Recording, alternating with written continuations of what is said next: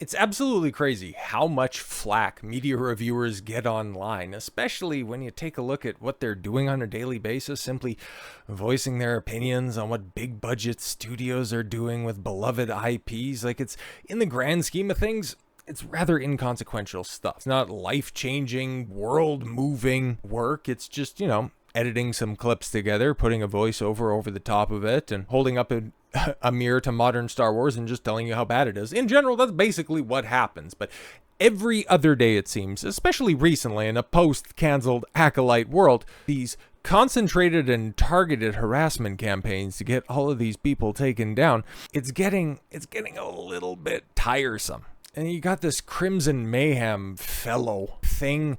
I have no idea. One of these internet spurgs that have nothing better to do with their life than lump up 15 disparate creators that like a bunch of them, like there's a lot of overlap when it comes to a bunch of them, but a bunch of odd choices to make to lump all of those together and try to say that these are the people Disney is literally catering towards to. Well, you're apparently not catering towards your grammar coach, because that's pretty bad. But if that's the case, if Disney's catering towards them, can you explain any of their recent output? Like, there's no consensus opinion in regards to anything under the Disney umbrella for anybody that's on there. And I follow a fair amount of them, like Nerdrotic, Drinker, Mauler. As on occasion, I respect what Clownfish TV does. I haven't seen a memeology video in a minute, but the quartering, not so much. Geeks and Gamers, okay, yeah, shout out. But Lauren Chen, the Trad Thought, like, what? Oh, the actual Russian puppet? Like, is that what we're doing out here? But memeology, like, he makes meme videos. Like, I know it's in his name, but that's what he does. Like, he splices together news clips and just shows you how whack the situation is. And you have Timu Destiny over there with Short Fat Otaku. Like, what are we doing? And EVS, when he can tear himself away from social media complaining about Eric July long enough to give a take on something. He might actually have the opportunity to finish one of his comic books, but Tim Pool's media critiques, they're just about as bad as his political takes. And I don't recognize that green logo. Sorry, I just have no point of reference because I've never seen the crossover with any of those other channels there before. And just some guy, he's been off his rocker for years at this point in time. Hell, got exposed by Nick Rekieta back when he was in a coked out mess. So that's how long he's been off the reservation. But those are the people that Disney's catering to. You're trying to lump all of them together when there's like barely any crossover. They're leading the company to a much dangerous and unprecedented future. Like, okay, cool. Normally that's at least half of that statement is the common rhetoric that you see from these speds. Dangerous. Oh, they're so dangerous. Mauler with his 5-hour-long takedown videos of how bad Black Widow, Multiverse of Madness, or Quantumania was. Oh, he's really dangerous with his well-scripted points, and Drinker with his 8-minute succinct reviews of modern media. Yeah, really, really dangerous talking points and unprecedented future. I don't even know what you mean by that. Like, we don't know for certain what's coming around the corner. Like, not every day is given. Just unprecedented future? What, like Disney actually turning a profit? That'd be pretty unprecedented in the modern landscape of things. But as Drinker says, you're welcome. I seen Gary put up a whole bunch of, lists and demands. It's like, hey, if I'm in charge of Disney, I need all of this stuff to change. But these are the guys that get constant crap on a daily basis. Some of them more deserving of it than others, but the rest of them are just, I don't know, man, just having fun on the internet with the jobs that they've created for themselves. Meanwhile, the actual scum of the internet, like a guy that employed multiple abusers and a proud cuck that can't take an L so badly that he just sues all of his opponents, and I don't know, one of the fakest guys that's ever been on the internet. Yes, knowledge, strength, and integrity. My ass, those are 3 ingredients that you're not going to find in this Lunchable competitor. Like, this is where we're at, right? Like, these are supposed to be the kind, gentle, corporate approved, family approved YouTubers that are out there selling your kids practically poison. Energy drinks, chocolate, and stale bread that you can put, lumpy ketchup on. That's what we're doing? That's what we're doing. Holy crap. But Logan Paul and KSI partner with MrBeast for new Lunchables competitor featuring Prime and Feastables. And you know what's crazy? Because, yeah, those MrBeast chocolate bars, wildly successful. Prime energy drink, I'm pretty sure it's like the leading energy drink in the world right now. So yeah, this is going to be wildly successful because here's the thing. They built their audience. Their general demographic is all young kids. I don't know, man. I thought the FCC had specific regulations where you can't specifically target minors for marketing, but they're really exploiting some loopholes if that's available there. And no, by exploiting holes, I'm not referencing Logan's fiance. Logan Paul and KSI have partnered with YouTube star Jimmy MrBeast Donaldson and created Lunchly, a Lunchables competitor featuring Prime Hydration and Feastables candy. Which, yeah, okay. Like, if it isn't apparent enough, like Lunchables, like they were big when I was in school. Like, they were first coming out then, you know, in the late 90s, early 2000s. They were always crap food. Like, there was nothing of quality that was in there. And this time around, well, they're just making it all the more obvious, where they're just stuffing a big old chocolate bar in there that's going to be bigger than any of the actual food that's in there, because yeah, you have cheese and crackers or some goofy ass looking pizza. I'm sorry, the cheese and crackers also has weeks old deli meat. Like that's what we're doing. That's the face of YouTube, guys. Fantastic. Since releasing Prime Hydration back in 2022, Paul and KSI have continued to release new products like energy drinks and hydration powder to further expand the beverage brand. Just weeks before Prime hit the shelves, YouTube star MrBeast revealed Feastables, a better-for-you chocolate bar that came with a chance to win $1 million in prizes at launch. You just had to stand in this box for 26 hours, and if you could do that, then you could claim your prize.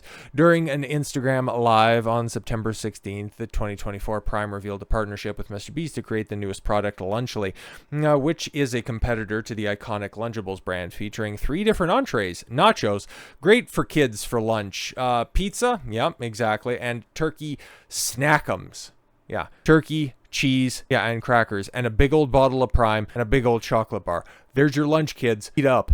No vegetables. Nothing that actually has any vitamins or nutrients. Legitimately looking at this, like the Prime is probably the most healthy thing that's in there. The rest of it, it's actual crap, and you're wondering why there's a health crisis that's out there for kids. Okay, you know, with MrBeast, I've lauded him before for his actual philanthropic efforts, where he's out there making the world a better place, but with this product, you're actively making kids worse. I can see why I also got rid of Chris if you were going to be launching, you know, a brand new school-aged lunch product. MrBeast said in a statement that the goal of Lunchly is to change what lunchtime looks like. No, this looks like a worse version of Lunchables. Literally, the old stereotypical cheese sandwich from the inner city school is probably more nutritious than this, okay? But yeah, our end game has always been to not only provide high quality products, but also healthier alternatives, which you're not doing.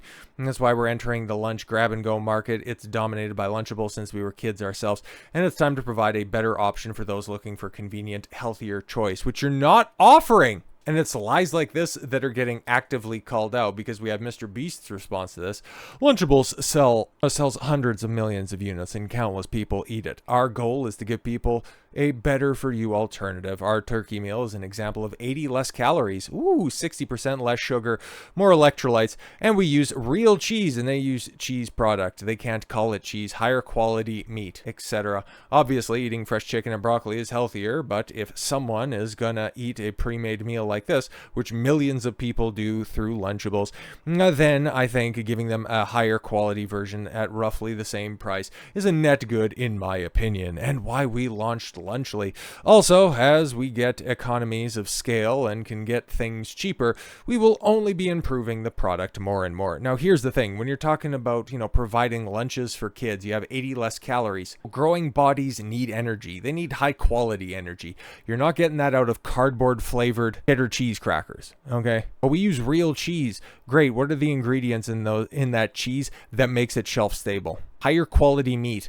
What does that even mean? More electrolytes. Yeah, like I said, you know, the healthiest thing is probably going to be the Prime that's in there. That's also the side of this equation that is bitching the loudest, because surprise, Logan Paul, you know, for being as prominent and famous as he is, like, you would anticipate somebody would actually have a thicker skin than him. Like, he would at least build up a few calluses. He would take a page out of his future wife's book and, develop some of those hard calluses that she has on her knees and pelvic bone. Logan Paul tears into backlash against Lunchly and YouTuber food products. Yeah, because they're all trash. They're all just shill nonsense that they launched to try to take advantage of their low information audience, okay? The immediate response from netizens wasn't positive, though, and both regular viewers and fellow influencers lashed out at the products with names like XQC labeling it cancer. I'm surprised you could actually string together a sentence, derided so eloquently. Good for him. YouTuber Dan DTM and was one of the more outspoken content creators, writing in a viral tweet, "What happened to YouTubers, man? I cannot say anything anymore. This is selling stuff for the sake of making money. Simple. How does this benefit their fans?" I think this was the tweet that I seen that made me aware of this situation, because I probably wouldn't have seen it until I went to the grocery store and seen it there. Because the guy who got famous for having the grape face, which I don't know, man, if you're gonna have like fruit or vegetables in one of these Lunchly boxes, that would have been kind of bold to have, KSI's face up there, with grape flavored prime and a couple of bushels of the sweet fruit. Like, that would have been funny. That would have been edgy. No, man, this has got to be squeaky clean. That just screams inauthenticity. Just the American flags in the background. It's got that small town homely appeal. But bro, these are three of the most fabricated people I've seen in my entire life. But a day later, Paul shot back at Dan DTM in a biting quote retweet.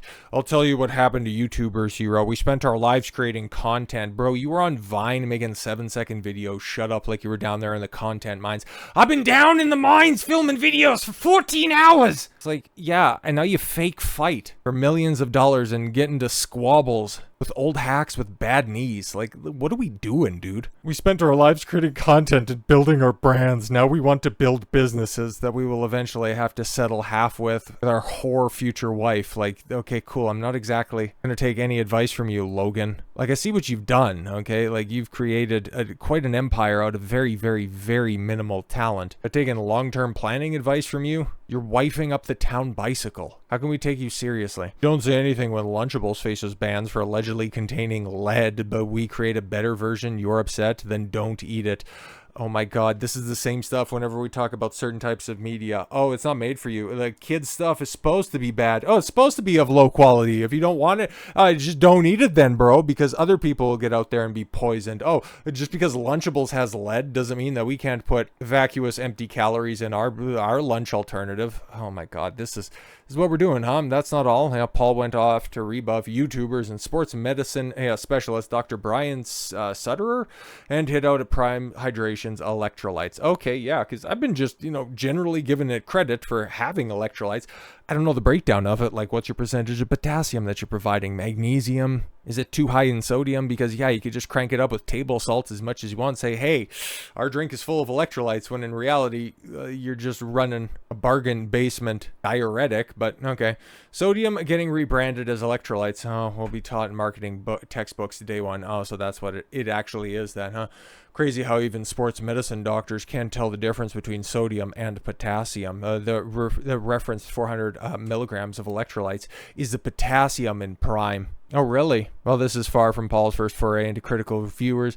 With critical views. It's just one of the many complaints surrounding Prime Hydration brand as of late. Yeah, man, I'll have to actually take a look at a nutrition label that's out there, okay? At least the Canadian side of things. Like, if they break down what it actually means to have 400 grams of electrolytes, because that is 5 different nutrients that's in there, sodium, potassium, magnesium, calcium, phosphorus, and chloride. There's actually 6 of them. I had to look up the last 2. The first 4 generally do quickly come to mind. But yeah, potassium, it's good if it's in there, okay? And even if it is just, a non-insignificant portion of that 400 grams, because it is really difficult to get in a standard American diet, or hell, even a more diverse diet. So yeah, I applaud you for that. It's just, I don't trust you at all whatsoever, and I don't trust MrBeast, especially in a post-2024 world. KSI, I mean, like, do I even need to dignify that with a response? But they're shills, man. 1000% shills. But I don't deride you for trying to make money. I just deride you for being con artists trying to say that we're offering a healthier alternative. It's like saying, hey, I only have diabetes. I don't have cancer. Follow my lifestyle program. Yeah, no thanks. I'm good. So with all that said, thank you all very much for the gift of your time. I've been Don Consuelo. I want you to follow your gut and get after it. Take care, everyone.